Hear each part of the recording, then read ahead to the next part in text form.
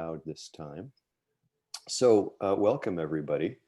I'll keep an eye on participants coming in case we get some latecomers.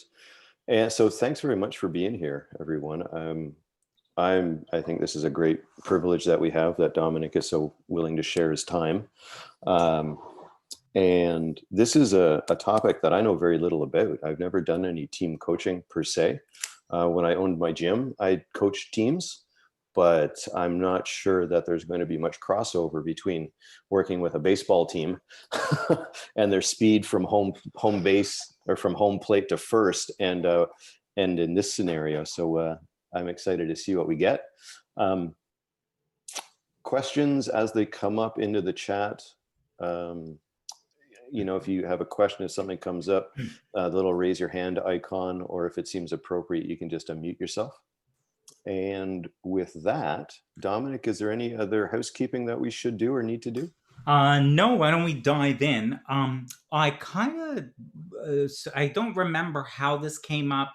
There was a post about something, and then I commented about it, and somehow it got into team coaching. And so then there was some interest around that, like team coaching. Hey, wait a minute, what are you talking about? What is that? And that kind of thing. So now I have a as you know me, I try to communicate about anything really using a lot of principles and kind of what's at the core of it, because it simplifies it down to what do we need to understand. I would love to hear, just so I can kind of steer a little bit better, what had you be on this call? Like, are you working with teams, or you heard something there, or I don't know. Like, it would just some sort of sampling, and you can either type into the chat if you'd like, but I would rather you come off mute and just, what had you come to the call? What was the appeal of this? Anita, go ahead. So curiosity killed the cat. That's mostly why I'm here.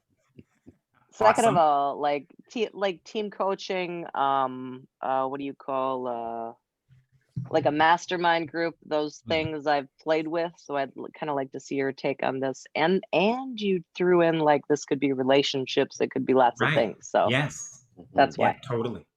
Yes, yeah. Good reminder.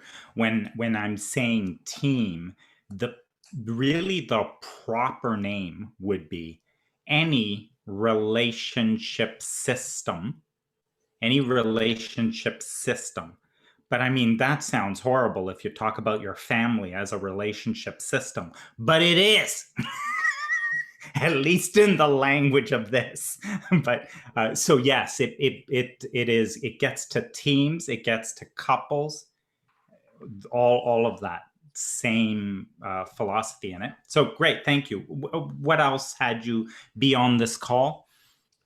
Well, for me, part of it was that I am working with a company right now and dealing with 3 individuals within the company that are the heads of a team. So for me, it's about how to bring that individualized coaching, how to make that individual coaching as impactful as it can be for their team. Excellent. Yeah. From Martine, I would like to work with teams. I've worked in organizational development, so different. Martine, do you want to elaborate on that a little bit?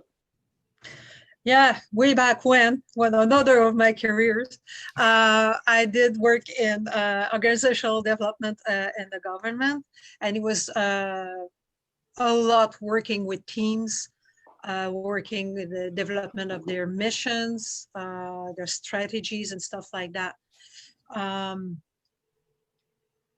haven't done it in a few years, but now from a 3P perspective, and also because I'm a bit tired of the one-on-one, I would like to work with teams. And yeah, so it's to go from a different perspective from the organizational development side to work with teams more from a 3P perspective. Thank you. And by the way, nothing surprises me anymore that I hear Martine say. It's like, I cannot keep up with the things that she has done She's flown a plane. She's a hypnotherapist. I just can't even keep track of all the things that she does. Now I just learned, like I never knew. She was in organizational development. That's great, Martine. Maybe I'll try to start a list so I can capture everything she's ever done. Rick, I saw your hand. Yeah. So I used to be a inside corporate and was part of that organizational development and working with teams. And a lot of it was one day workshops, all day in face-to-face. And with, a lot of conversions going on to online, part of my so-called homework or struggle, or a lot of the work is modifying what was easy in the classroom and putting it into a platform like Zoom. Like where's the impact? Like you used to be able to get a lot of synergy from what was going on in the classroom, and now you get a lot of silence because the mics are muted most of the time. So when you crack a joke or do something, it's like, so it's I'm interested, I'm curious, how other people are developing their programs or coaching and in a team environment now that we're moving more to an online platform. Oh, thanks. Wow. Has there been, that was a big challenge for me recent. So yes, absolutely. I think some of us kind of got shocked into learning some other way of being as effective. Is there any? Pete Bresson's got a comment about, Pete will be working with small businesses on mental well-being. Right. And then, Richard's saying that same as Martine and I, that he would love to work with teams. Great. Yeah. And I work with teams as well. Well, I have done it, and I'll be starting now in November. Hi. So but I work with teams without the boss there. So it's like the teams that who I don't know what you would call in English, but it's employee guidance or so it's without the boss, where they just can complain about everything. So okay. Yeah. Oh, that's good. It is. Yeah, that's good. Great dynamic. And I saw Britt's hand up. Yes, nice to meet you. I know we've exchanged messages in the Facebook group, but I'm newer I'm still wrapping my head around the word coach, because I played sports my whole life and I always had a coach. So I'm just finding that word. But anyway, I'm starting to work with women one-on-one. And so when I saw that this was available, being newer in this world, I figured why not join and learn some tips about working with a group, but also how that translates into working one-on-one as well. Cool. Yeah, cool. Great. Kent says he's just starting to work with a team. And I don't see any other hands up. Yeah. Awesome. Yeah. And I know, looking around, because there's people I recognize and we see each other in different places, and Jessie Lynn has led teams and she's been, in kind of large organizations with team. Trevor, absolutely. Trevor's a coach, but and I believe, Trevor, you also do work with teams, but you've certainly been in teams and led teams in the past and all of that. So I see that. So, and I kind of invite everybody to sort of just jump in or get your hand up and get involved. I'm going to ask you as well to, if you've ever seen me on one of these things.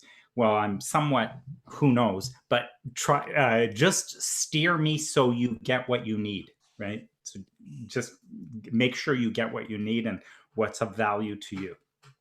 So if we step back, if we're going to coach teams or we're talking about team coaching, so what are we talking about?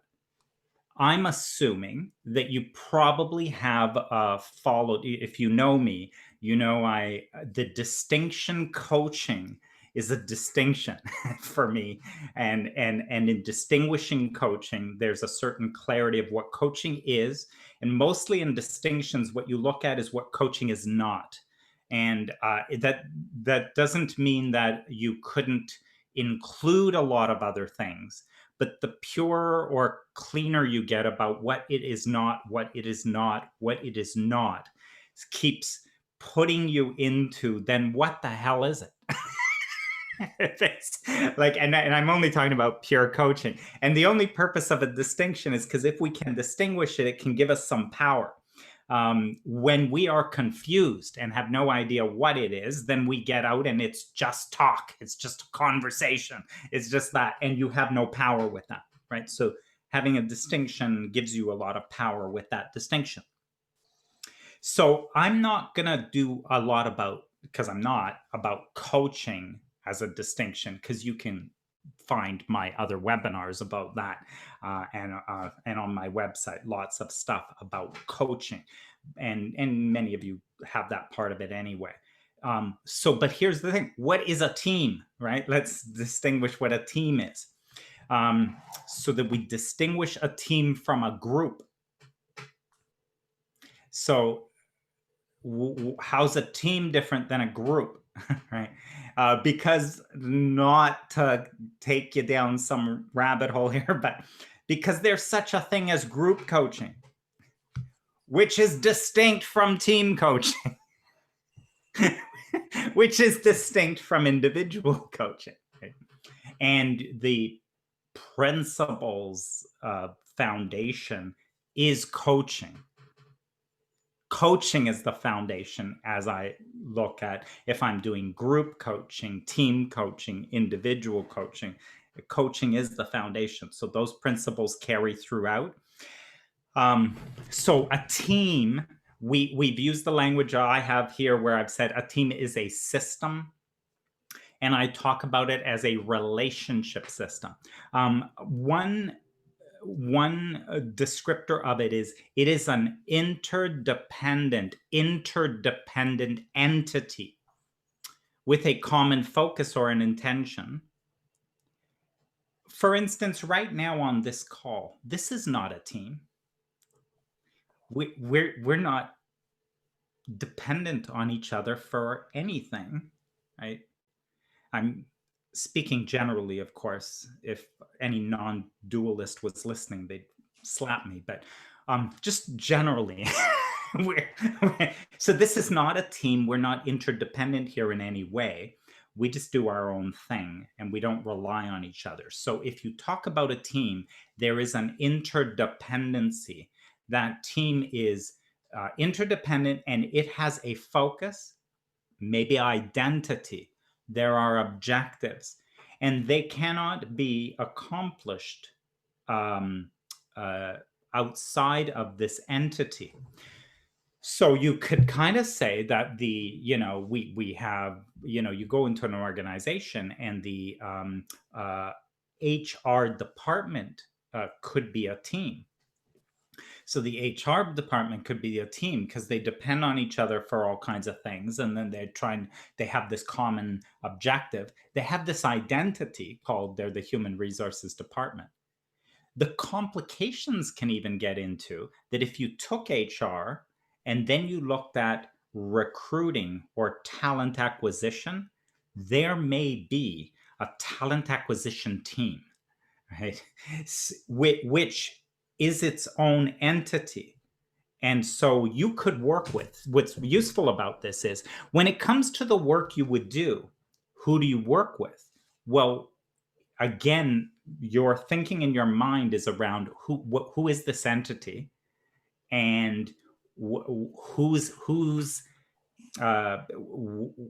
the interdependency and the objective. And part of that thinking or distinguishing a team and which is the team that you're working with, right?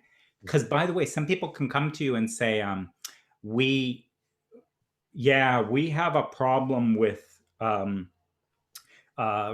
recruiting. And so you come and work with the recruiting team. However, what you might find is within the system of how they bring people into the organization, that you don't have enough players to actually solve this, because the entity that recruits might be with pieces and components and individuals outside of what's in the org chart, right? So you are distinguishing these teams, and it's not like you're doing it as a coach, But because you have this distinction, you can coach an organization even into identifying for themselves who are the right people or group that you should be coaching or working with. So interdependent, that's different than a group. Because see, in group coaching is it's a common interest. It's a common interest. I'm just starting this, this group coaching program that I'm doing. We're not a team, and people who are on it are not part of a team. And so we just have the same sort of thing we're focused on, and we're all trying to do something to learn things and do that. And that's a group, not a team. So now I could not figure out for the longest time. Well, for the longest time, I'll be honest with you. When I first got my coaching certification, and you know what a stickler I am for what is coaching, and it's pure coaching and the principles of coaching. So my background, similar to what Martine said, in my background, I'm a human resources person. Like I came out of that. So there's like training, development, organizational effectiveness. Early in my career, I was, as an OD, organizational development person, I was doing like team effectiveness work. So we get to this and I go, really? I hear about, after I'm a coach and I'm really clear about coaching, then I start hearing about team coaching. I'm like, I don't really get that, right? And so people, yeah, I'm coaching a team. I'm like, I don't see how that would work, right? Because I have coaching principles, right, in my mind. I don't see how you would layer that onto a team. And really, I probably went 2 or 3 years going, well, that's just BS. They are not really coaches. That idea of coaching a team, they are actually consultants. Because the only model that I had any access to was what I brought from a human resource organizational development model, a team effectiveness model, which was an expert. If I was going to work with a team, it's because I'm an expert. And I'm an expert and very knowledgeable about what teams need in order to be effective.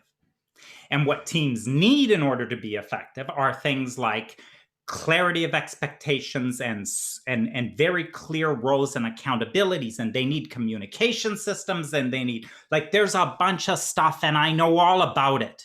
And I've read books and I'm very trained in it. So when I became a coach, and people would talk about team coaching, I said, yeah, that's BS. They're not coaching. They call it coaching, but they're going in as experts, and they work with a team. And then basically they're smarter than the team, and they work with them, and then, tell them, basically how to improve themselves, how to get better and more effective. So that is not team coaching. And why I struggled to understand what team coaching is because I couldn't see the client. In order to coach, there must be a client, because a principle in coaching is that you are always on the client's agenda. As a coach, you are always on the client's agenda. Well, I understand that if you and I are working together, it's very simple. I can be on the client's agenda. But give me 12 people in a room. What does that mean I'm on the client's agenda? Mm-hmm. Like, which one? Who? So I couldn't get this principle around coaching, because coaching requires a client. I couldn't see the client, right, like that. So essential in team coaching is, and what eventually happens is, an entity arises that is something different than the individuals that are there. And this, as a team coach, is who you work with. In a family, if we relate this to family or couples similarly, right? Again, it's like, oh, come on, couples coaching, BS. You're doing some sort of therapy or some sort, like, I didn't know, because there's two there. I mean, whose agenda are you on anyway, right? Like, how do you call that couples coaching or systems coaching or family coaching? Like, there's too many there, right? And who's your client? So unless you can distinguish an entity which is bigger than, more than the individuals that are there, you will have nothing to coach. You can do all kinds of other stuff with it, but but there's no team coaching without the distinction of this team. And this team is an entity that exists. And it exists. And it's kind of what's beautiful about this is that it exists and we can't see it. So this is truly, many of us are in these sort of different spiritual understandings. Well, this is perfect on a team because who you're actually working with is a formless entity and energy. And that is who you're coaching. And the challenge in team coaching is that your grounding will be tested, and your grounding and coaching principles. Because let me tell you, you will be distracted like crazy by the physical individual forms that sit there in the room who will be talking at you and grabbing your attention and all of that. And as a team coach, when you're not clear who you're coaching, maybe a better word is what you are coaching, then you will get lost in the individuals, right? So there is an entity. The entity is called team. Now, so there it's a system. The reason we know it's there, how do we know it's there? Because you say, well, come on, you made that up. There isn't really something like that. No, we know it's there. And the reason we know it's there is if you look at an organization, even as simple as look at your Starbucks store, which is, run by a team, right? It's run by a team, right? There's a store manager and whatever it is, and they got baristas and right? The reason we know that that there is an entity running the store, which is distinct from people, individuals running that store, is because you can swap them in and out. That's how you know something else is there. This person quits, that one gets fired. You swap these individuals in and out, but the entity keeps running the store. And isn't that fascinating, right? And you can go into an organization and you can see that the IT function or the IT team, or, I might work with an executive team, and people come and go, but this entity still leads the organization. There's my client. So there's my client now. That entity is my client. That entity is who I'm interested in. That entity is who hires me. I wouldn't say who hires me, because it still turns out that these physical individuals actually keep hiring me because I want physical money when I'm paid, and this entity doesn't seem to have it. So I want to make sure, right? But who my client is, who I am serving, is this, call it formless entity or system, and that's who I'm working with. So again, people have known this for ages, so we can sort of see that happens. The other thing is, look at the books that have been written or the kinds of things you see. Has anyone heard of The Wisdom of Teams? Right? Like there's a book title there. It's like it's a book. You've heard this idea, the wisdom of teams. Well, I think almost everyone here from a 3 principles perspective is, we know that everyone has innate wisdom. It's how we coach. When we coach, is the assumption is, and part of what we know is, they have they are connected. They are actually not connected. They're just part of this infinite intelligence. So they have a wisdom that is within, that is guiding. So when you say wisdom of teams, so it turns out that's the same thing, right? So this entity, which we just distinguished, also is wise. It is wise. It is creative intelligence. It has an intelligence. It is creative. It is resourceful. And there's my client, right? So there's my client. And that is who I work with. And so, and what I'm as a principal, just like when I'm working with an individual, if I'm a coach, I am always interested in having that entity, in this case, accessing its own wisdom. If I'm a coach, if I'm an OD expert, team effectiveness expert, all the other things I could be as expert, then they may or may not have wisdom, intelligence, and all that. Besides, if you look at them, they're a total mess. And so they actually need help, and I'm an expert, and I'm coming in and I'm doing that. So you see, if you start doing that, then you've lost your grounding. You've lost your grounding in two ways. You've lost your grounding as a coach, is the most important grounding you've lost. And then if you had stronger grounding than that, like many of us do from a three principles perspective, which is to say that you actually know, that wisdom and all of that is there, and your job is to point them back. So when you're working as a team coach, you also are clear the distinction versus, some kind of an expert. Your client is the system. Your client is the system. It is not, and the hardest part for me is the self-management as a coach to manage to work with the system rather than the individuals, because my God, do they get your attention, right? Especially the difficult ones who you've now concluded are, I can see what the problem is with this team. They need to get rid of that guy. This would be so simple if that guy wasn't in the room. That's really what the problem is.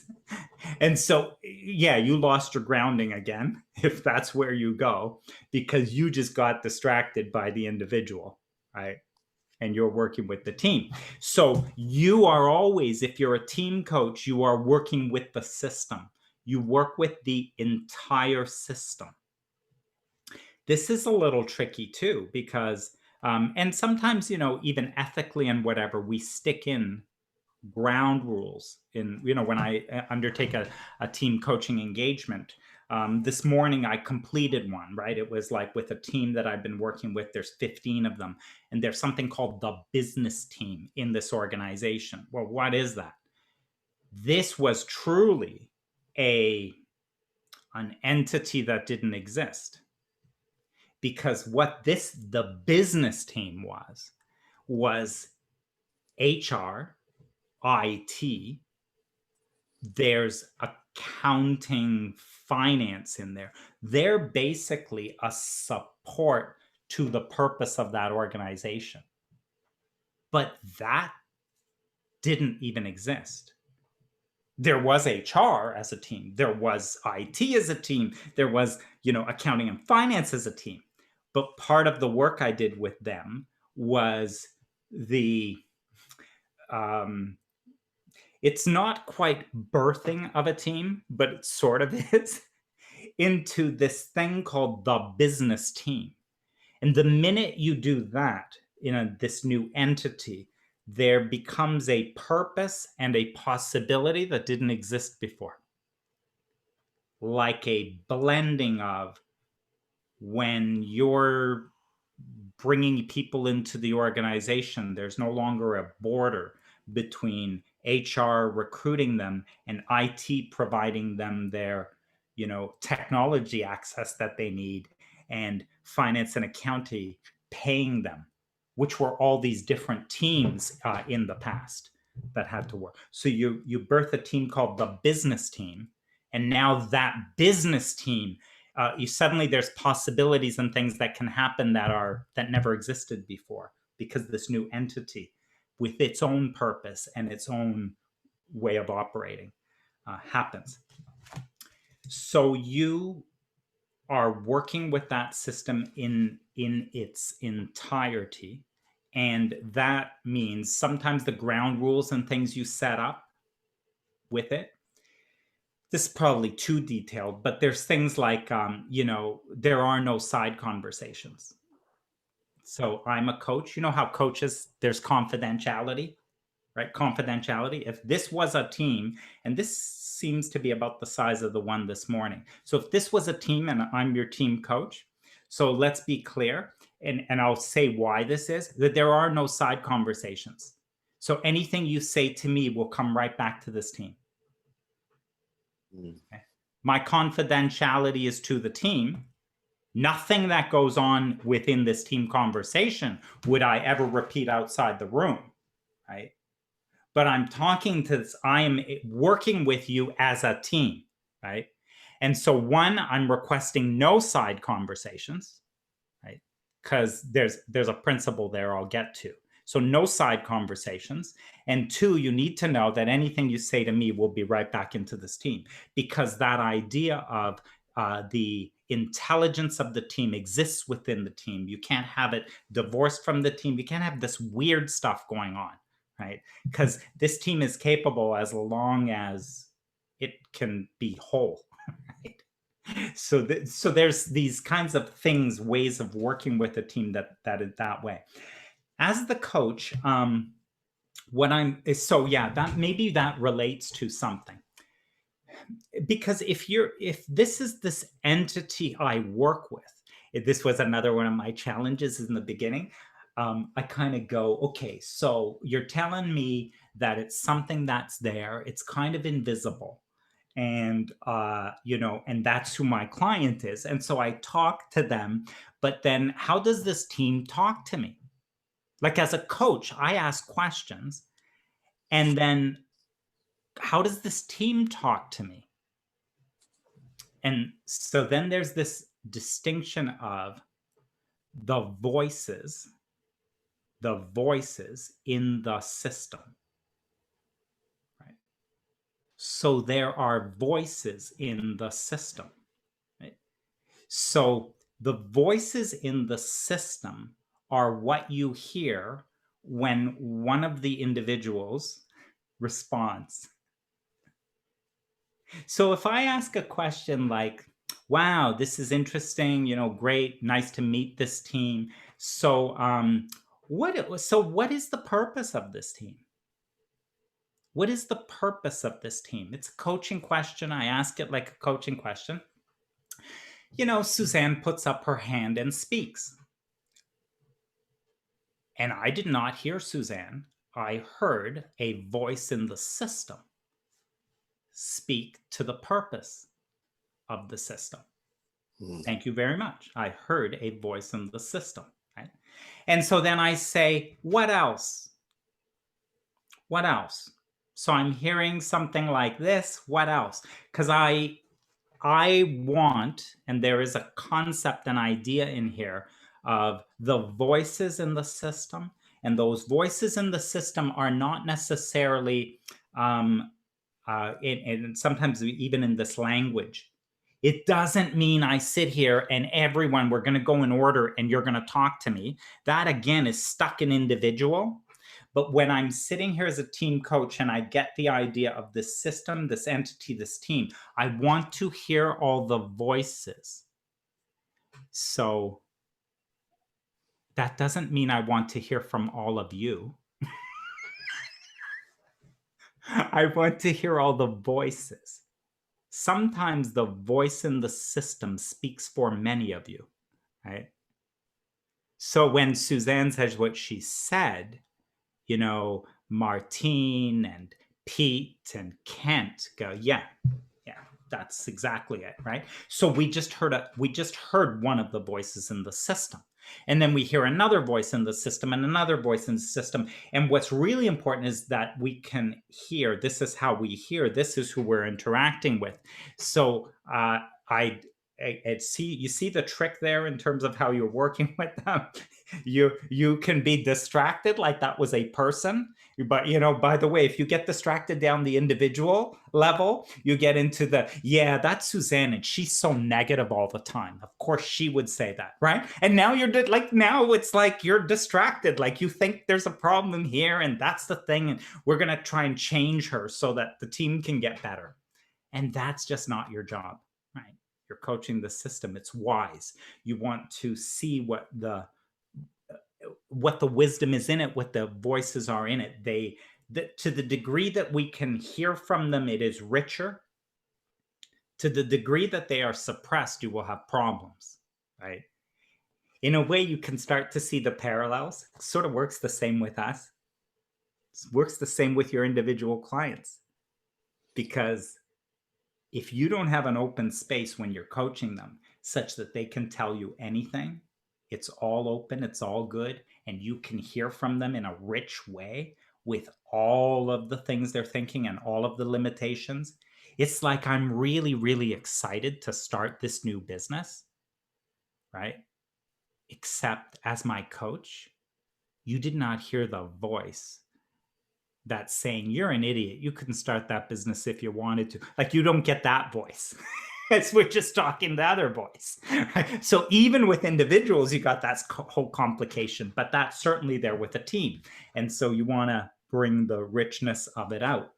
Now, your job, yeah. There's, maybe I'll say something about the voice in the system and the entity. Because this is a fascinating example, and I'm sure all of you have seen actually this with teams, or you've worked with teams with this.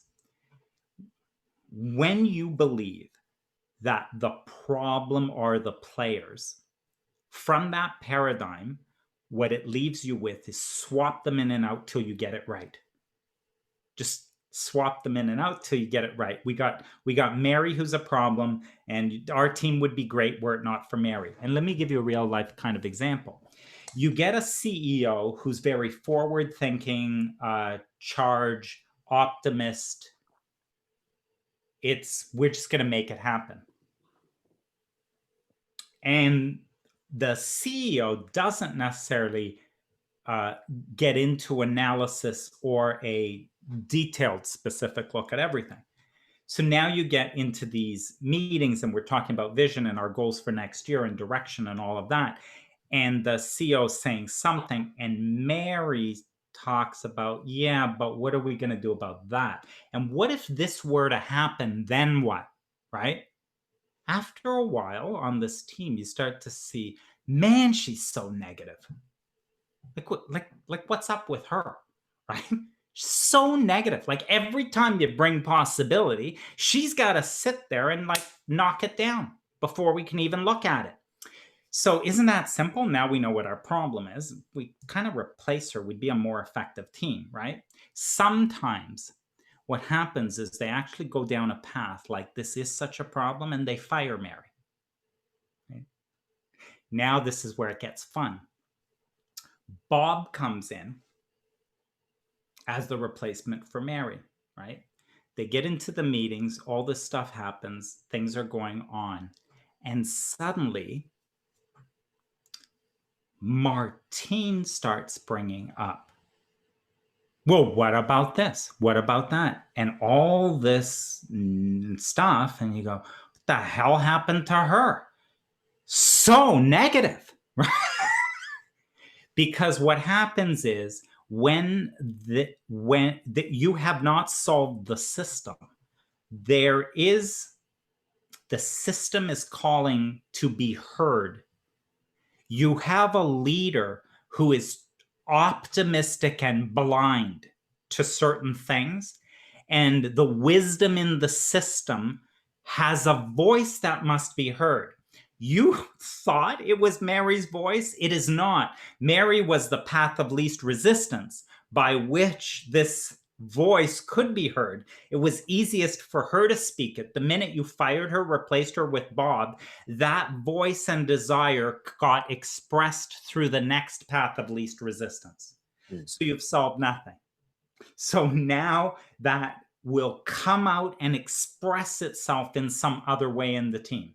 Is that not fascinating? But don't you think that's the coolest thing, right? This is why, you know, and in families, it's like, this is why in families you could have like the black sheep of the family and the, like all these kind of things you play. You know, the sister is the placater who always smooths over all the fights, right? And you say, oh, it's just so nice. That's the sister who does that. No, it needs it in this system. It needs it, given the dynamics in the system. Someone needs to smooth things over. She's the easiest one to do it, right? So the desire of the system, what the system is asking for and calling for, is expressed by the path of least resistance, from and through whatever player it can get. The system will be heard, right? And it will express itself. So this is just the most fascinating thing to work with. But it is like a very different paradigm that, you're grounded in coaching, but it moves you to another place. Yeah. I'll pause for a sec just to check in. But yeah, thanks, Dom. Some comments in the chat section. Anita, I just heard someone whisper they had a question. Oh, sorry. Go for it, Suzanne. Go ahead. No, sorry, I forgot I was muted. So Dominic, this person who's negative that you get rid of, well, I mean, she was not negative then? Mary was really not negative? She was just the one who dared to say that was wrong in the system? Or how would you, like, would you direct to her? Have you ever found yourself, maybe this is the way to look from an experiential perspective. Have you ever found yourself where, like, you know yourself a certain way? Well, you know, Suzanne, if we look at you, right? So you've been in organizations, you've worked with teams and all that stuff. And all of a sudden you volunteer for something. So you volunteer for this thing, and I don't know what it is. It's like they're going to build something or help people or do whatever. And you're a volunteer on that in there. And your role as a volunteer is you become the VP of whatever in a volunteer position. And suddenly you find yourself there. And now you're in the system with this kind of dynamic of an organization and a system and a leader and people who are all about helping everybody. And it's all about feelings here. And we need to really check in with everybody. And all of a sudden, you start to get really impatient and aggravated. And all of a sudden, you start to be a particular way, in a way that surprises you. You're like, oh my God, what's become of me? You walk out of the meeting and you go, I don't even know who that was. There is that example of, in this system, like, you can't stand it. Because there is no structure, there is no direction, and there's something missing. And now it cannot be expressed through any other way because no one even sees it. But you do, because of the background experience and what you bring. So you do. So it must express through you or it will never express. Right? And so what can you do there? Well, you can, one, keep your mouth shut, don't say anything, which is going to be an ineffective team. It's just going to drive them nuts. And if you do that and everybody else does that because it's not good to talk, because the CEO will whatever, then people start to leave because you're going to leave. And then I don't know what the problem is with this team. This team's got a problem, right? So that's how. So was Mary negative? It's sort of like, well, Suzanne, what kind of behavior was that? Are you a negative person? And you go, well, not normally, but I don't know what came over me. So it's contextual in a way. Is that helpful? Yes, it is. It's just, what do you do with that? But I understand that is because I totally recognize myself in that actually. So yeah. Well, that's why if this is true, we will see it in our experience. Yeah. Right. If it's true, we'll see it in our own experience. And that's why in most of this stuff, it's like our own experience will show us these things.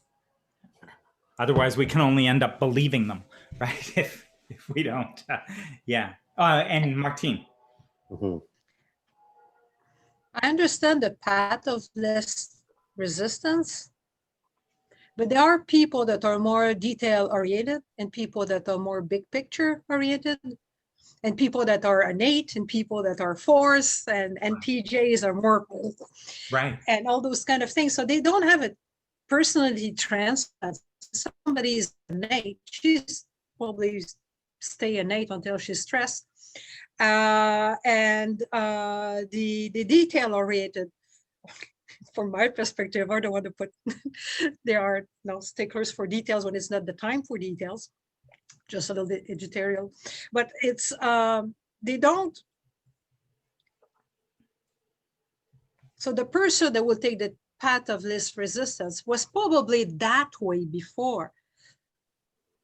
Many, yes. See, if you needed structure on a team or you needed better planning, think about an energy or an essence. You know, the easiest way is just to go through, I don't know, John, because he's so detailed oriented. Like, that's the first voice that will step out and do that. So to your point, yes, there's a mix of all this stuff where he's already like that. He loves that. He's passionate. He's already thinking in that way, right? That's the first place it's going to come out. In the Suzanne example, it was kind of like shocked her because she's normally not like that. She became it because the system asks for it. The system needs it, right? And the best you've got is Suzanne, who's normally not like that, but that's the easiest way, right, for the expression of that. So there's a mix of everything. There already, is that kind of clear or helpful? Yeah. That's really neat, Dominic. It sounds like what I'm hearing a little bit of is that the entity or the system itself calls forth its voice through the individuals that make up the system. Right. That's what's available for expression, right? That's what's available for expression. And so that is how it will come through. Now, you can see how you can help a team. And by the way, team coaching is one place where I appreciate in most team coaching, and I did some training with a company called CRR Global, and they're called the Center for Right Relationships, and they've termed this idea of organization and relationship systems coaching. But they've distinguished, and I love it because they are pure coaching, and then they distinguish when we work with a team, they'll distinguish things like saying, and you literally do in the work, I say, I am just going to do some light education here, right? Literally say it, right?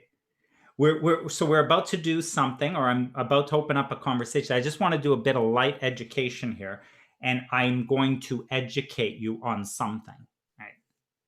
And so this idea of, voices in the system, we want to hear the voices in the system, what that means. And, you'll adjust the language so that it's appropriate to the team. Don't say weird stuff, right? Just speak so they understand you, right? But what you say is, so when I'm talking about, we want to make sure, like, there's all kinds of ideas in here, things like deep democracy. Deep democracy is getting all the voices from the system. There's an idea of this deep democracy. And so in this light education with the team is you really speak to this idea of, if we could get everything from the system and the intelligence in it, it would make the team smarter, right? We have access to more of the wisdom. But see, people don't understand. So this is why light education is, when I say voice of the system, it doesn't mean I want to hear from every person. That's not what I'm saying. I want to make sure all the voices were heard, right? One person speaking has spoken for 4, and then, you know, there could be one thing missing. And so did we hear it all? And so you only put in whatever. So, but see, someone needs to be educated on that, because otherwise they would think, oh, so he wants us all to talk. You got to educate, right, a little. So there's some light education, and because this is pure coaching, they actually call it out in that way, and they call it out to so that you understand your role as a team coach includes some light education. Right? So it includes that there are some distinctions you give to the team, and you provide it. And yeah. Now your job, which would be really, I just want to make sure it's kind of like the final principle here, is as a coach, you know, my direction in coaching, just as a philosophy, is coaching is easy and effortless. Coaching is easy and effortless. If it's hard for you, you're doing something wrong, right? So if this is work for you, you're doing something wrong. If this is like, man, that team is impossible. Like, oh, I can't even believe I've got a call this afternoon with this team. You're doing something wrong. Because coaching is easy and effortless. And the only way you could be that freaked out is that you are off base, not grounded, not anchored in a coach, right? As a coach, because coaching is easy and effortless. Because it's easy and effortless because it does not require one bit of your energy to get anywhere. If you're a coach, your energy is not included in what's happening. In pure coaching, in masterful coaching, you only access the energy of the client. You are only accessing the energy of the system to achieve whatever it wants to achieve. If you put in any bit of your energy that is not masterful, nothing wrong with it, just know that you've got more to go, right, in your mastery of this, right? If it takes any bit of your energy to get the team anywhere, any bit of your energy to get the client anywhere, it's not, there's something besides coaching you're doing, and it's unsustainable. You're just creating dependency. It's unsustainable. If your energy is required for that team to be more effective, to achieve their goals, to hit higher levels of outcome, and you were involved in that, you have created dependency. Because now this is such a good result. The sales went up this year. And by the way, if you want results like that again, you really should hire me again, because I'm a really good coach. I'll work with you again next year. We will achieve similar results. I just created dependency. Whereas what my job is as a coach is to stay out of it. Masterful coaching is they end up getting to the end. And there, by the way, there's some distinctions that are so funny, but that they get to the end of it and they kind of go, they look around the room, because you've been doing team coaching. They look around the room and they go, by the way, who was that guy? What did he do anyway? We seem to have conversations. We seem to get things. We came to decisions and conclusions. Who was that guy, and what did he do? So you really are. It's like a conductor of something. And the team is left present to their own greatness. They are left present to their own wisdom. So this is the other pillar or distinction, is your job as a coach is to reveal the system to itself. You reveal the system to itself. This is the greatest work you can do. Reveal the system to itself. You are a mirror. So something goes on, and this is why it's effortless. You know, I'm in these things and this team coaching, and suddenly it's like total chaos, confusion, fights breaking out, etc. And what I'm doing is I'm sitting back fascinated by this system. Right. So in the beginning, I was stressed because this isn't going well. So I was stressed because this isn't going well, and they hired me, right, for this. So now I sit back and I'm fascinated by this. And when I'm fascinated by this, I reveal the system to itself. So my job as a coach is to say, so what are you noticing is happening in this conversation right now? Right?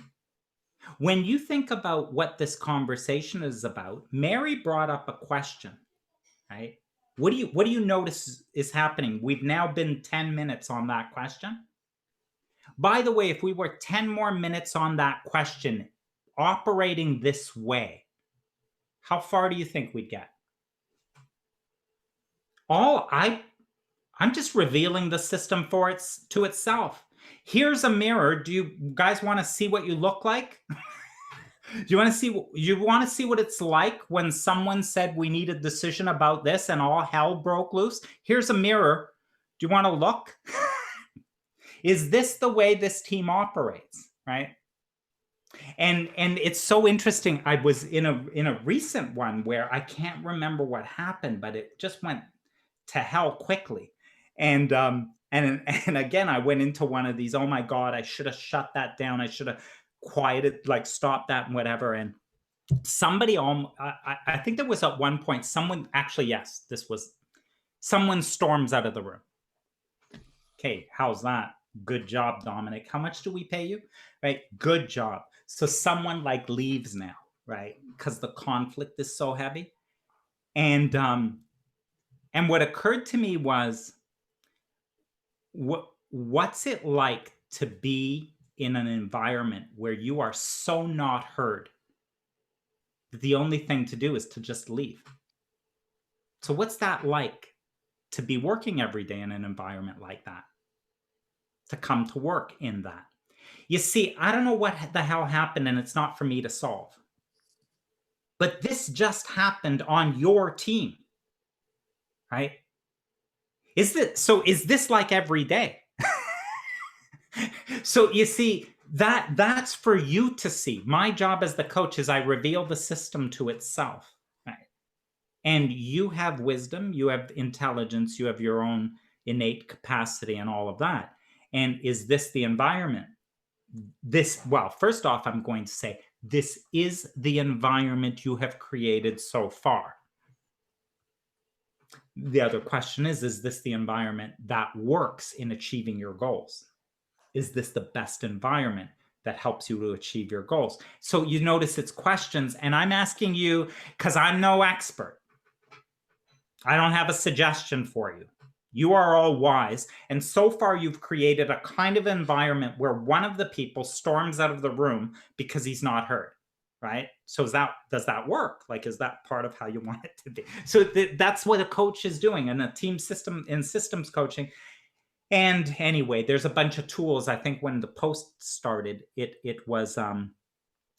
began with, because I talked about things like and there are different tools and things where I often will not ask a question. We sit around, I'm going to hear from everybody.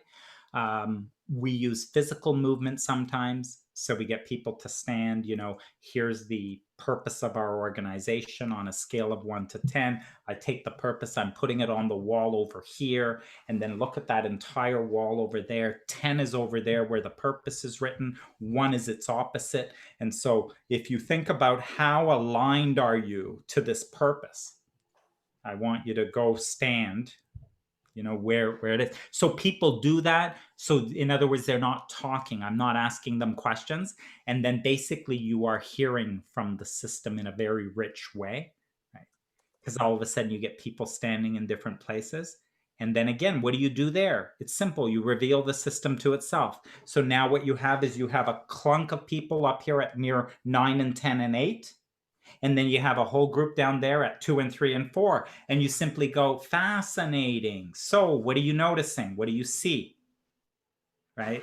You reveal the system to itself. I just did this thing. Now it's like a mirror. You got to see yourself. So what do you see? What do people see? You ask the question, and the wisdom in the team comes out. They go, wow, we are really polarized here. There's a group of us that are quite engaged and a group of us that are not. And let's hear from the voices in the system. So I don't walk up to the people over at 8, 9, and 10 and say, Bob, why are you here? And Mary, why are you there? What I'm really interested in is, what is the energy up at this end of the room? What calls you up into this energy of the room? And what's the energy down at this end of the room that is disengaging, and blah, blah, blah. And so again, you're bringing it out in certain ways. But it's like, stand back, don't try and figure this out. You're no expert. You're not smarter than this team. You're a coach. And so use coaching principles and help them to get this resolved. Dominic, I know we're running we're running up against time a little bit here. Anita just popped in a question. Does the wisdom of the team then fix itself? Say that again. Oh. Anita, do you want to jump on and maybe clarify that? It sounds like what you're saying is, as you mirror this to them and the voice presents itself, that then they also in that are able to fix the issues or whatever that's going on. It's not you as the coach doing that. It's you leading them. There you go. Right? There you go. Because once they start to see, oh my God, we're totally misaligned, right? Like, in other words, what's causing? It's like, we're misaligned. We don't have role clarity, whatever it is. It's like, good. That's great. It's in there. It's clear, right? And so, and now it's, again, as a coach, it's kind of like, so when it comes to this, lack of direction, right? So there's tools and things you can use that can help them to coalesce around a direction, like hearing direction, so that what's the direction that's resonating, what's the, like that, where there's role clarity issues. Again, you can help them go deeper into that, like in terms of seeing it. But really, it's kind of like coaching in that, here's what you trust as a principal. If we bring consciousness upon anything, it fixes, right? You're bringing an awareness. You are bringing infinite intelligence. You are putting awareness onto anything. It will resolve itself. You put intelligence onto anything stuck, it will dissipate and resolve. Like, it's, yeah. That's a coaching principle there. Yeah. Trevor's just added awareness/feedback, self-correcting system like cybernetics. Wow. Yeah. Yeah, I think Trevor probably, because I think, Trevor, you've got technology background or something like that. You probably even build these in. I don't know if you want to speak to that. Well, what got me interested, and I'm so happy I joined, is I'm exactly at the point you were at. I'm 3 years in, and I was thinking team coaching is crap because I just elect to work with the leader. I would just be like, it's clearly a leader problem. I just need to work with the leader. But I knew there was something more, and I'm a big fan of Gregory Bateson and ecology of mind and systems and looking at things from wholeness. And I'm intrigued by cybernetics, right? This whole system of, like, if you've got a feedback loop and the ability to be what gets stuck is that something in the feedback loop, right? Or something. And so that's when you said, like, revealing the system to itself, very powerful for teams, but even just for a person, right? Like, for a person, yeah. Because you can't have a person who's not in a system. Like, you can't have a human without an environment, right? Like, everything is systems, whether it's one person or two in a relationship or a team. And so that's, that was very helpful. Yeah, that's cool. And yeah, because and it's like, even in technology, they'll develop these things, like, especially if they get into, so that they feed back in, they get all the information and then the thing gets smarter and smarter and smarter, or it works properly. And if anything's missing and disjointed, it doesn't work right? So you're really you believe that that is it. As long as the awareness increases to all of it, it works.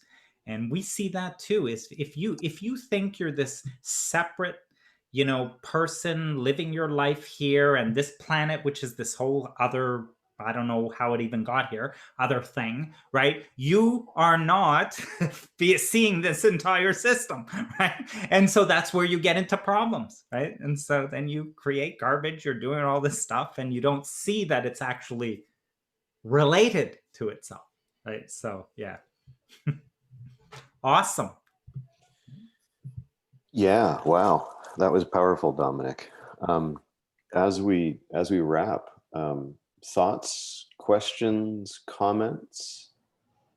Oh, was it Rick? Oh, Rick couldn't stay. Yeah, but yeah, it's just a minor thing about there was this virtual thing that really threw me in the beginning, because once COVID hit and it went virtual, I rely a lot on physical space and movement, because if you sit people around a boardroom table and you talk to them, if I did that with an executive team, like, so the new strategy, what do you think the organization's engagement is in the new direction? They all nod and say the right thing. So it's kind of not trustworthy, right, to be in conversations like that. And so a little bit what happens is, and this is the thing, is that this wisdom and knowing is also, I don't know the language, so I'm just going to say things that are probably completely inaccurate, but there is something embodied. And I go with that the body can't lie, right? So the body can't lie. So I'm going to ask you, and so I took an executive team once who was they're an old it's kind of like publishing, right? And being clobbered by digital. And so they talked about moving to a new digital strategy, but nothing was happening. People weren't really working on it. And anyway, and they kept sort of being stressed. And so I'm working with the executive team, and this had been going on for a little while. So I take the team who has, finance, IT, sales, marketing, HR, they're there. And I threw onto the ground the new digital strategy, that's going to take us. And I had everyone, I said, I want to talk about the new strategy. I want everyone to stand up, and in silence, no crosstalk. So in silence, I just want you to walk around. You'll see in the middle of the room that there's that. So just walk. So I just got them walking. So it's like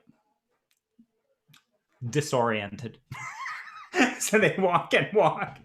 And then I say, so the digital strategy is in the middle of the room. And when you look at that, I want to define the space here. So if you are engaged and your focus is like strongly on, you wake up in the morning thinking digital strategy, the work and stuff you do is digital strategy. That's what you're doing. Then in a moment, I'm going to ask you to take a position in the room. But if you're there, then you would be standing very close to it. And the further away from it, the less it is, right? So they're walking around the room in silence, not talking to each other, nothing happened. And then I say, okay, everyone stop, just go to your position. And the most incredible thing happened in this team, right?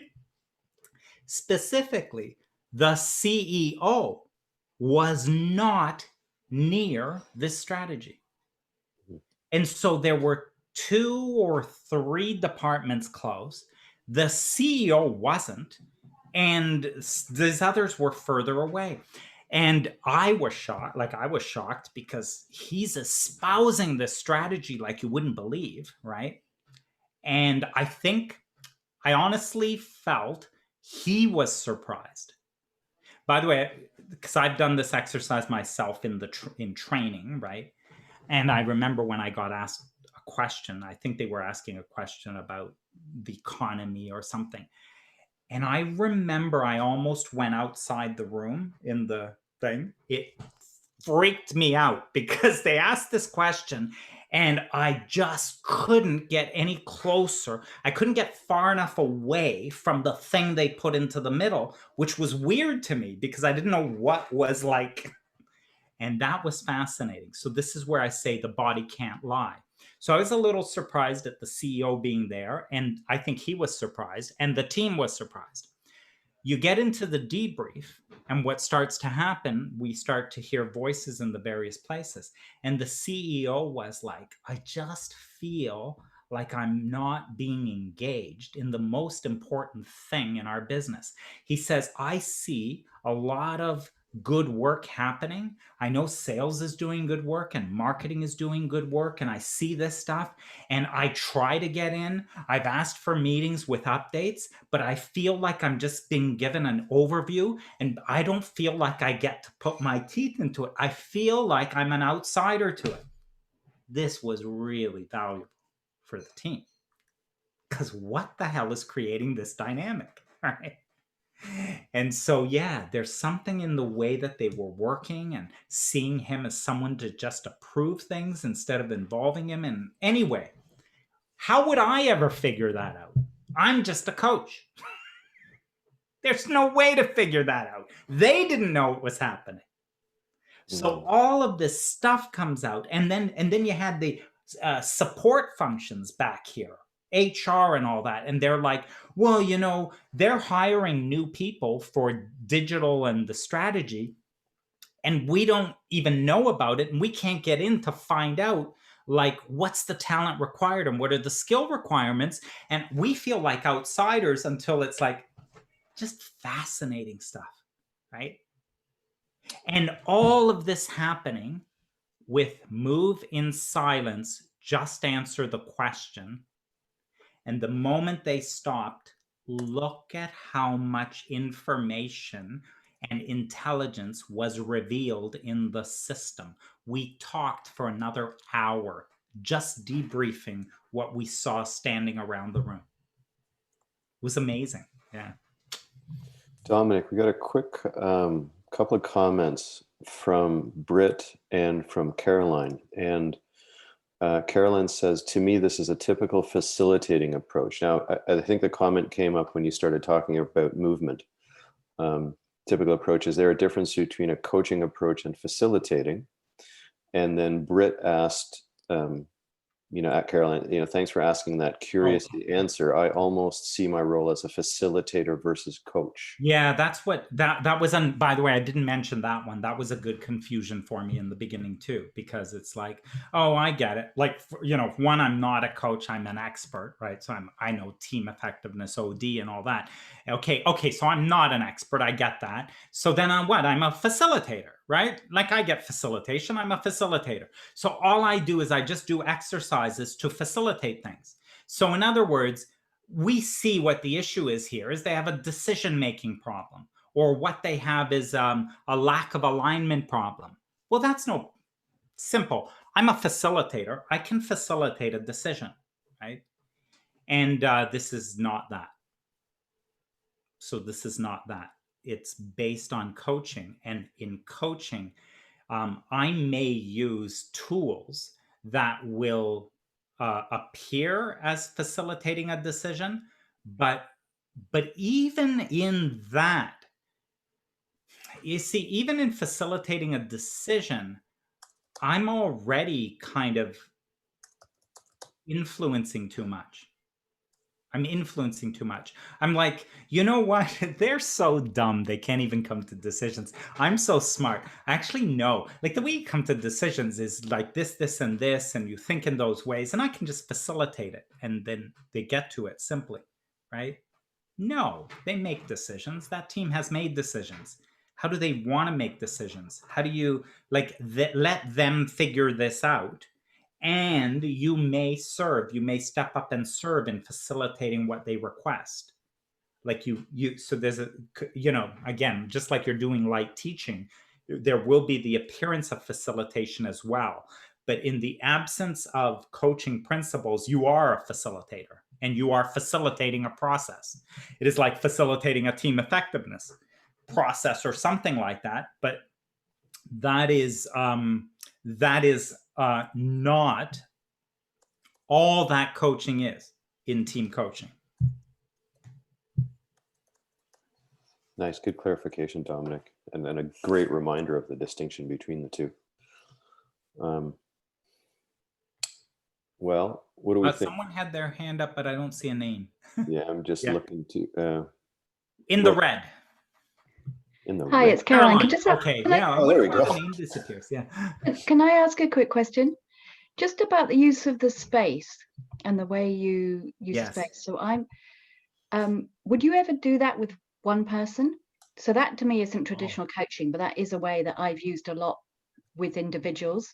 So I'm just curious, because you have such a high principled stance about coaching.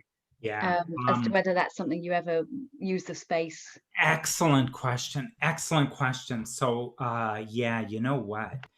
I did there's this one that stands out for me so powerfully. Family business CEO, father started the business and stuff.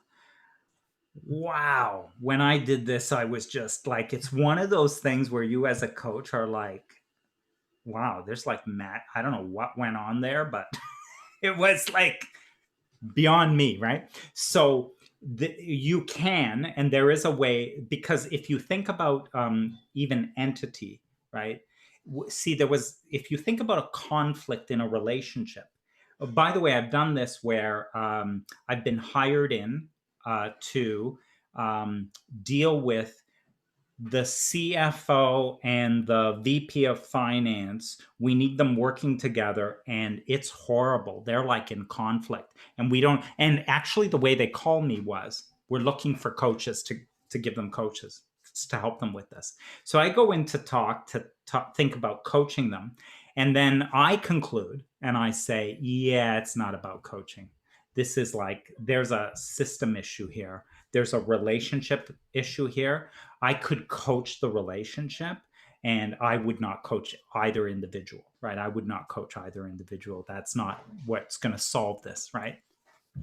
And so that's that case. But in the case I had, there was one individual, but not the other one, right? So had the one individual I'm working, but not the other one. By the way, you can also work with an individual who's got an issue, and then the one they have the issue with is dead.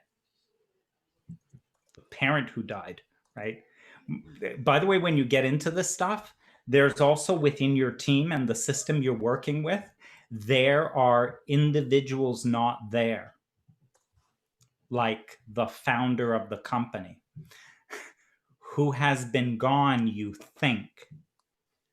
The founder of the company who was fired during the acquisition, that you think is not on the team, and their voice is in the system. And you will hear it. And that voice and those beliefs and the things that they said are still in the system, right? And that is in that system, and you work with it, right? So anyways, I get this issue, and I'm only coaching the CEO. I'm not coaching the founder, and there's a conflict thing happening. So I take the CEO and I go, and it's an in-person meeting, and I go, are you open to trying something a little different here? He says, sure, right? I said, can we stand up? Let's stand up. So we stood up, and there is a way to do where we talk about, me here, the other there, and then a third entity. And we take positions in this, and we stand in various positions and embody them. And we basically speak from those positions. And so there's a way to do it that brings in information into this. And so it was a simple exercise. I think it probably spent 15 minutes on it. It affected our coaching in the most positive way. I'll tell you, we never even talked about it again. Kind of, I could tell it was an incredibly personal sort of thing. This is the other thing about it. I don't need to know. Like I have them stand here and then stand over there in the position of your father. And then I want to stand over here in the position of the relationship, which is bigger than the both of you. And that relationship has its own wisdom. What does it want for the two of you? What does it know that neither of you know? If it had voice, what would it say to you right now? Right? So we kind of like some of that. So I didn't know. I don't even remember the detail. All I know is the relationship was completely transformed. And that little thing influenced our exercise, our own coaching relationship for the next 2 years that we worked together. And it was interesting. It would always come up pointed back to, wow, you know, everything changed from that day. It all like, there was like some insight and wisdom that showed up. And then I didn't even need to work with it. So even within individuals, there are ways of sort of accessing these other things. So. Nice, Dominic. Does that, oh, Caroline, hold on a sec. Maybe I just missed something here. Caroline, you were, this constellations work. A constellation work is yeah, if you're into family therapy, relationship, like that there are, and you can look that up, constellation work, where by the way, it enters into this as well. You can give people, you know, symbols and stuff to position in various places, and you know, based on stuff. Anyway, that gets into detail of the various tools that get used to the reason these tools are there is because we are trying to work with something invisible. So, got it. Right? We need ways of speaking to something that can't talk. So, it's just this whole thing has been fascinating. Just from the revelation that, you know, you're revealing the system to itself, that there's an entity that is comprised of people, but is also an essence. This has been really cool. So I got caught up on a couple of comments that were going back and forth privately, so I missed pieces of it, but I'm excited to go back and listen, especially to the last 10 minutes or so. I just want to say one thing. I find it freeing, Dominic, because I'm training 50,000 things, and each time I try to bring something from something else, I felt guilty because, oh, that's not pure coaching, was not pure 3P, and I felt guilty about that. But the way you describe it, I don't have to feel guilty about bringing something else.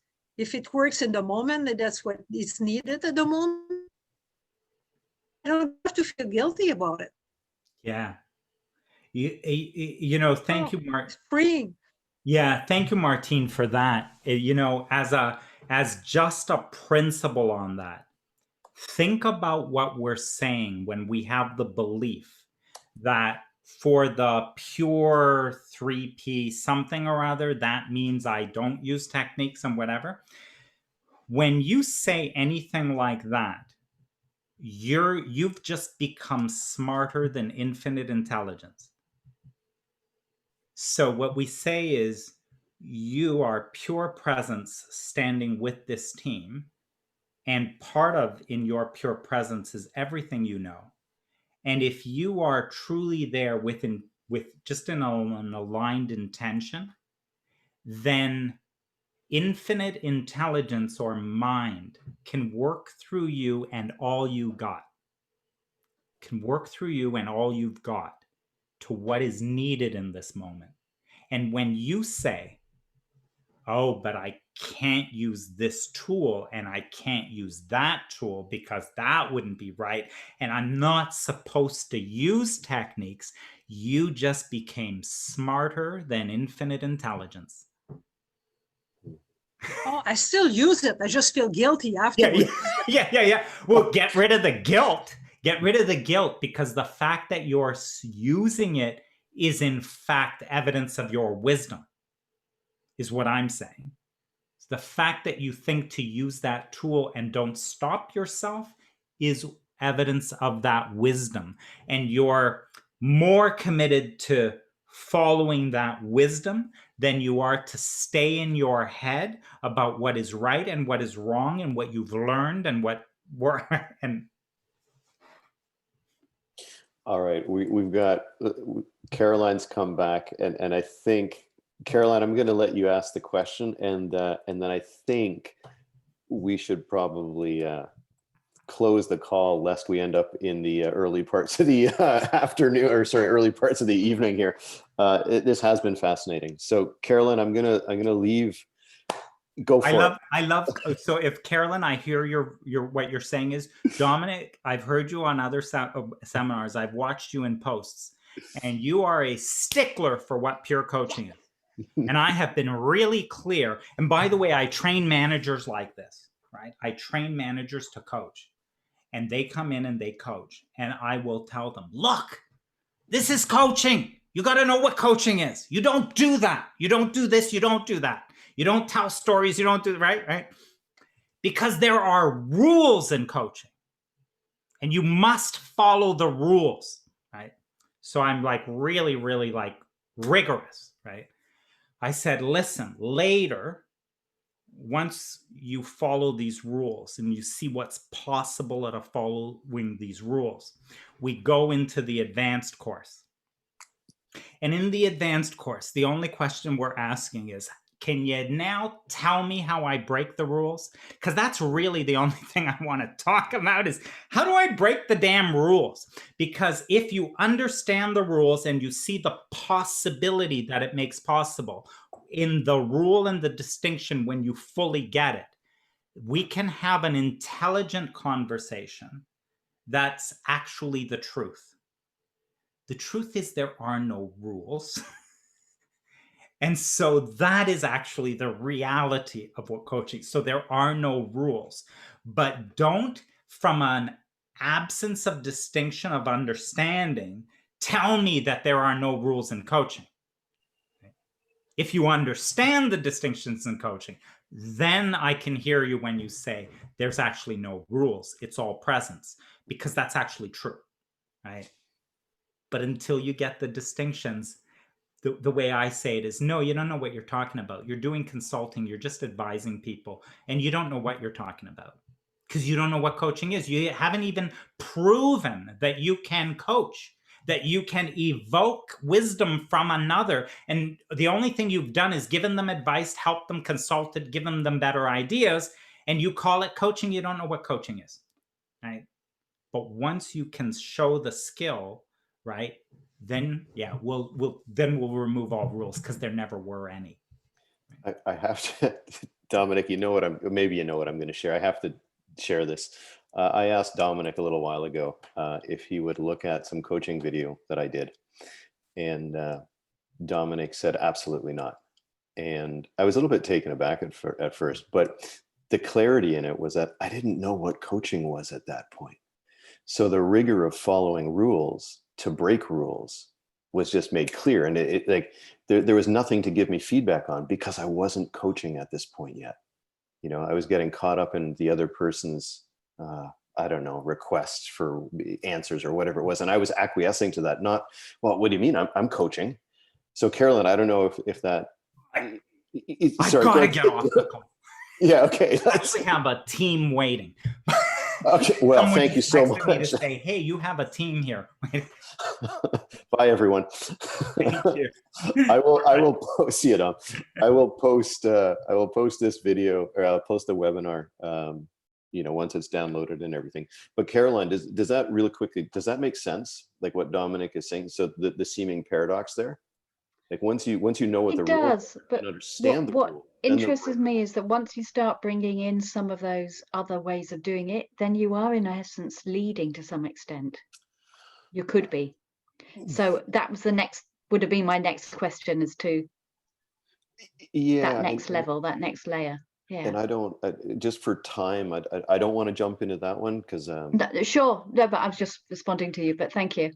Yeah, well, I think there's a neat distinction. Again, another distinction to be made there. But anyway, listen, we'll save this one. Love you all. Thanks for being here. The webinar will come up soon.